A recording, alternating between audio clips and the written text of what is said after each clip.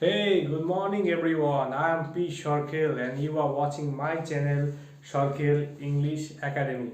So আজকে আমরা একটু ডিফারেন্ট ওয়েতে ভার্ব চ্যাপ্টারটা শিখব।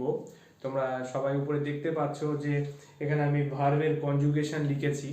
তো ভার্বের কনজুগেশন আমি এটা পড়াবো, কিন্তু এটা স্পেশালি ওই ধরনের স্টুডেন্টদের জন্য পড়াবো যারা একটু ফাঁকি দিতে পছন্দ করো, মানে পড়াতে মানে মুখস্থ করায় তাদের মোটে মন বসে না, এই ধরনের স্টুডেন্টদের জন্য এই ভিডিওটা বানাচ্ছি। আর যারা মুখস্থ করতে পারবে ভার্বের কনজুগেশনগুলো, তারা তো তাদের কাছে তো কোনো ব্যাপারই না, ব্যাপারটা নর্মালি মেমোরাইজ করবে, নর্মাল মুখস্থ করবে যেভাবে করে। ভার্বের আমরা প্রত্যেকে শিখেছি বেসিক্যালি ভার্বের তিনটে ফর্ম থাকে, V1, V2 অ্যান্ড V3। ওই তিনটে ফর্মকে একসাথে কনজুগেশন বলা হয়।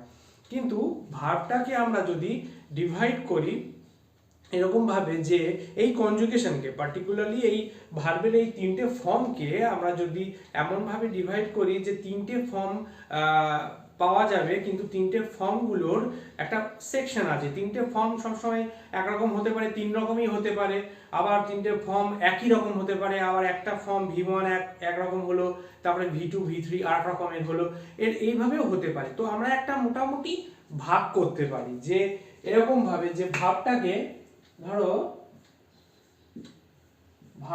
আমরা মোটামুটি এইভাবে ভাগ করতে পারি যে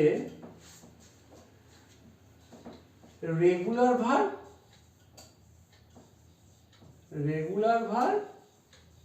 আর ইররেগুলার ভার্ব, এইভাবে আমরা দেখো এইভাবে রেগুলার ভার্ব আর ইররেগুলার ভার্বে ভাগ করতে পারি। রেগুলার ভার্বকে আমরা রেগুলার ভার্বের মধ্যে কোন কোন জিনিসগুলো ফেলবো আর ইররেগুলার ভার্বের মধ্যে কোন কোন জিনিসগুলো ফেলবো সেটুকু একটু জেনে নেই আগে।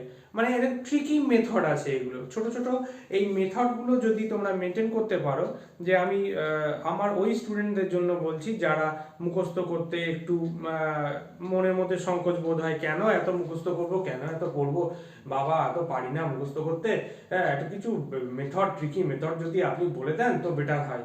তো এই আজকে তাদের জন্য আমি এটা বলবো যে রেগুলার ভার্বের মধ্যে আমি এমন কিছু ভার্বের তিনটে করে ফর্ম ফেলবো যেগুলো তিনটে ফর্ম সেমই হয়, একই হয়। আবার এমন কিছু দেখা যায় যে তিনটে ফর্মের মধ্যে ফার্স্ট ফর্মটা একরকম হলো আর দুটো ফর্ম ডি যুক্ত করে বা ইডি যুক্ত করে হয়ে যায়, ফর্ম তৈরি হয়ে যায় তিনটে ফর্ম ভার্বের। এইগুলোকে বলা হবে রেগুলার ভার্ব। এগুলো না একটু দুর্বল প্রকৃতির হয়, মানে এগুলো খুব একটা এটাকে আমরা একটা নিয়মের মধ্যে ফেলে একটা রুলস মেনটেন করে এগুলোকে আমরা বোঝাতে পারি, বলতে পারি। অ্যাটলিস্ট এটা আমাদের আয়ত্তের মধ্যে আছে, আমাদের হাতের মধ্যেই আছে জিনিসটা। তো এটাকে বলা হবে রেগুলার ভার্ব। তাহলে রেগুলার ভার্বকে আমরা কি বললাম? দুর্বল ভার্ব, মানে উইক ভার্ব। তাহলে রেগুলার ভার্বের আরেকটা নাম কি? Week verb. তাহলে রেগুলার ভার্বের আরেকটা নাম কি? উইক ভার্ব বলতে পারি আমরা, তাই তো? রেগুলার ভার্বের আরেকটা নাম উইক ভার্ব। আর এদিকে তাহলে ইররেগুলার ভার্বের আরেকটা নাম কি দিতে পারি? ইররেগুলার ভার্বটা কি? ইররেগুলার ভার্ব হচ্ছে যে ধরনের ভার্বটা নিজে কোনো রুলস মেনটেন করে না, মানে আমি একে কোনো ধরনের কোনো রকম রুলসের মধ্যে রাখতে পারবো না, কোনো আয়ত্তের মধ্যে আমি একে আনতে পারবো না, মানে তিনটে ফর্মই ডিফারেন্ট হবে, তিনটে ফর্ম ভার্বের তিন রকম হবে, তবে গিয়ে তাকে বলা হবে ইররেগুলার ভাব। ওই জন্য তো বলছি ইররেগুলার ভাব। আর এই ইররেগুলার ভাবগুলো না খুব শক্তিশালী হয়, মানে বোঝা যায় না যে V1 কোনটা হবে, V2 কোনটা হবে, V3 কোনটা হবে। জাস্ট মেমোরাইজ করতে হবে, জাস্ট তোমাদেরকে পড়তে হবে বই থেকে।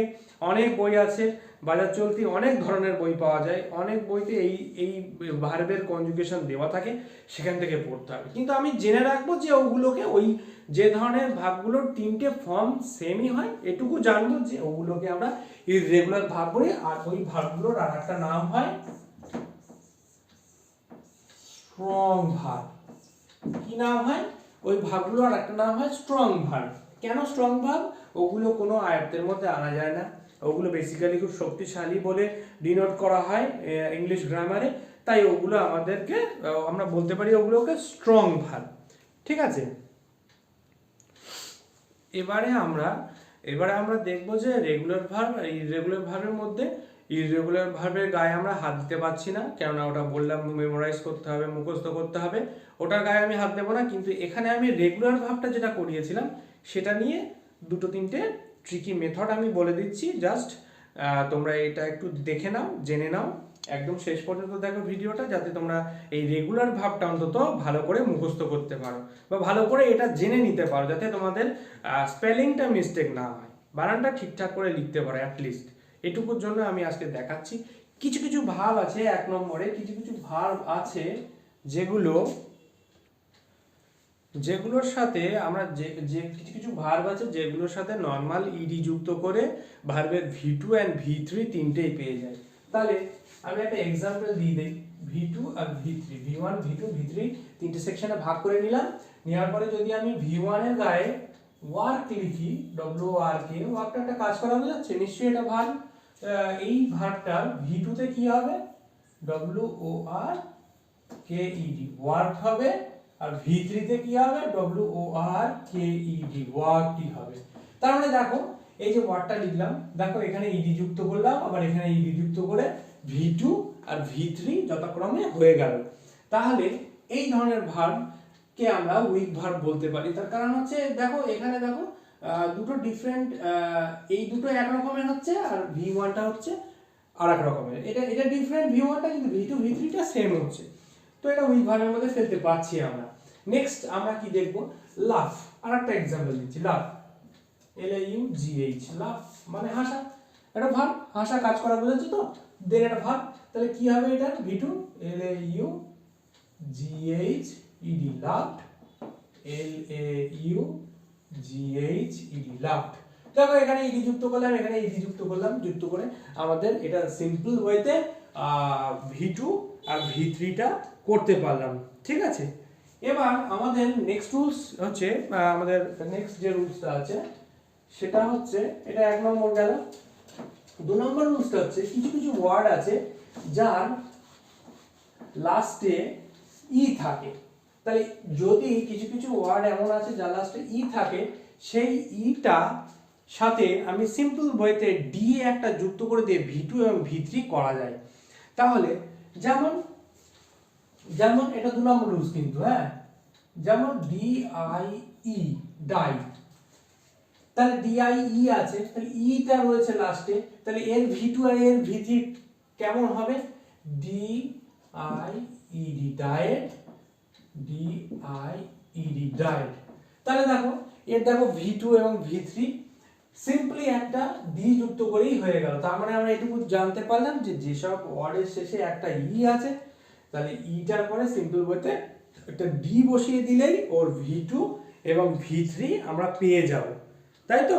নেক্সট 3 নম্বর যেটা বলবো সেটা হচ্ছে, যেসব মনোসিলেবিক ওয়ার্ডের শেষে ওয়াই থাকবে, ঠিক ওয়াই এর আগেই একটা কনসোন্যান্ট থাকবে, সেক্ষেত্রে তার 2 নম্বর ফর্ম আর 3 নম্বর ফর্ম কি করে তৈরি হবে?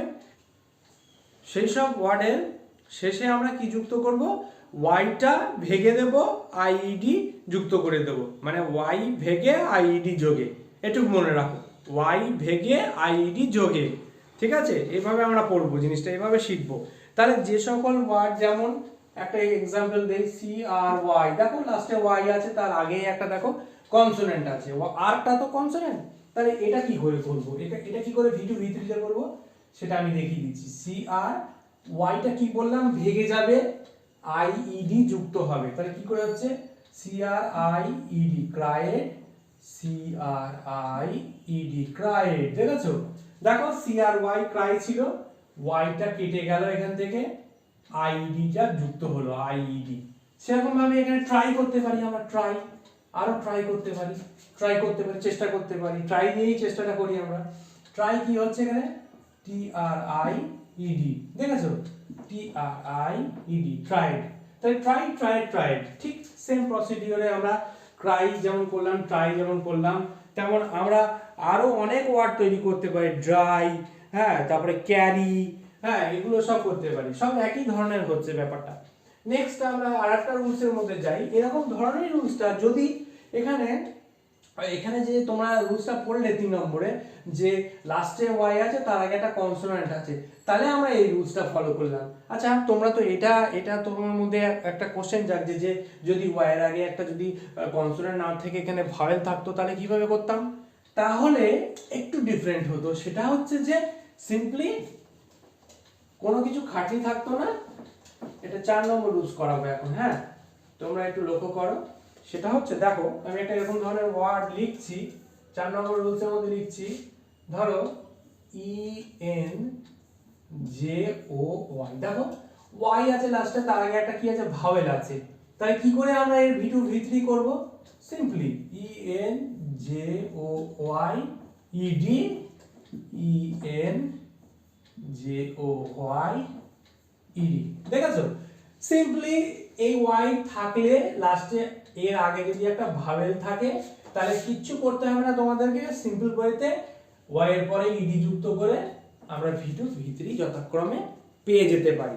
তাহলে এই দুটো রুলস 3 আর 4 প্রায় সেম, শুধু ভাওয়েল কনসোনেন্টের কনসেপ্টটা। এবার আমরা 5 নম্বর রুলসে আসি। 5 নম্বর রুলসটা কেমন? 5 নম্বর রুলসটায় আছে, যদি আমরা এমন কোনো মনোসিলেবিক ওয়ার্ড বলি যে যার লাস্টে কনসোনেন্ট থাকবে এবং তার ঠিক আগে একটা ভাওয়েল থাকবে, লাস্টে কনসোনেন্ট ঠিক তার আগে একটা ভাওয়েল থাকবে, তাহলে কি হবে জানো? লাস্টের কনসোনেন্টটা ইডি যুক্ত করার সময় ডাবল হয়ে যাবে। ওকে, ইডি যুক্ত করার সময় ডাবল হয়ে যাবে। তার মানে কেমন হয়, উদাহরণ একটা দিই, STOP স্টপ। দেখো এখানে পিটা কনসোনেন্ট, এর আগে ওটা কি ভাওয়েল আছে, তাহলে V2 আর V3 কেমন হবে? STOPPED stop, STOPPED stop. দেখেছো এখানে দেখো কনসোনেন্টটা ডাবল হয়ে গেল, ইডি যুক্ত করলাম সঙ্গে সঙ্গে কনসোনেন্টটা ডাবল হয়ে গেল। কেন ডাবল হলো? তার কারণ কনসোনেন্টের আগে একটা ভাওয়েল ছিল, এই কারণে।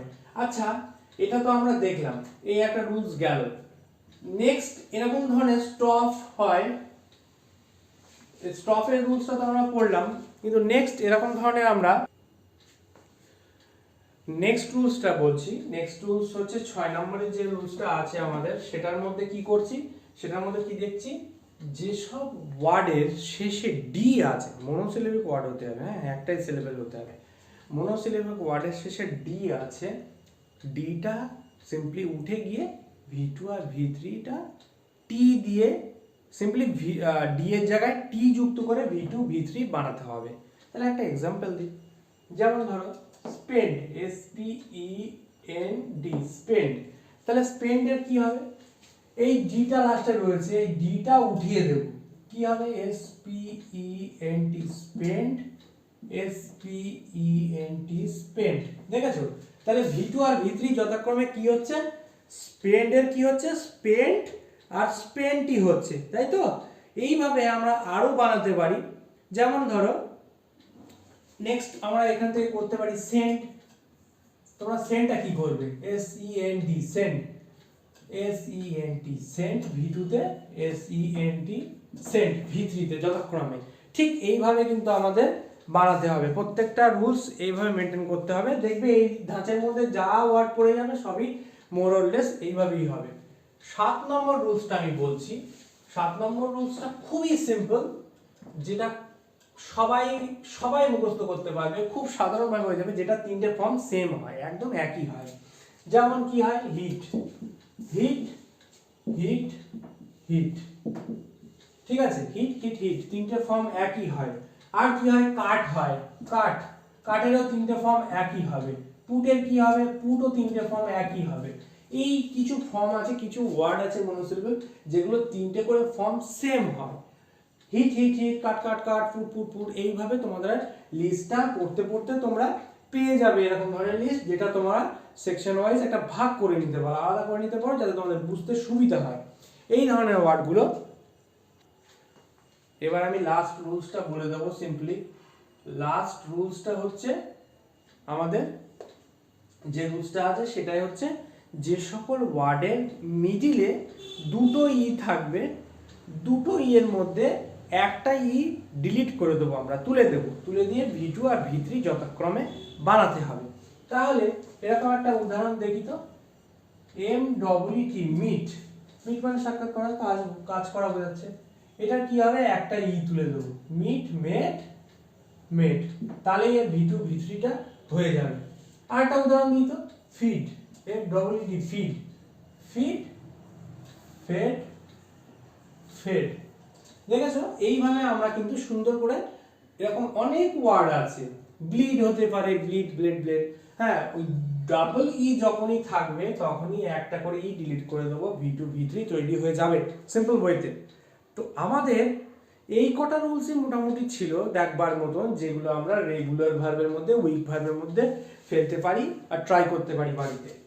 তো এবারে আমি ইররেগুলার ভার্বের মধ্যে যাই, সেটা সবাই জানে, সেটা হচ্ছে তিনটে ফর্মই ডিফারেন্ট হবে। আমি এক্সাম্পল কয়েকটা দিয়ে দিচ্ছি, যেমন ধরো ডু, সিম্পল ডু, ডিড, ডান। দেখো এখানে তিনটে ডিফারেন্ট, আলাদা আলাদা, তাহলে বোঝা যাচ্ছে তো তিনটেই একদম আলাদা আলাদা। এটা V1 আলাদা, V2 আলাদা, V3 আলাদা। এটা স্ট্রং ভার্ব বলা হয়। গো কি হবে, গো, গো ওয়েন্ট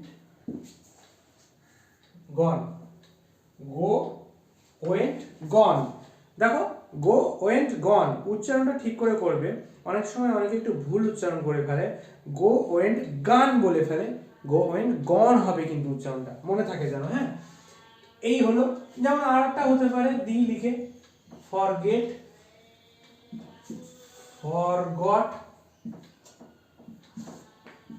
ফরগটেন। ওকে, এই ধরনের স্ট্রং ভার্বের অনেক অনেক স্ট্রং ভার্ব আছে, হ্যাঁ গুনে পারা যাবে না।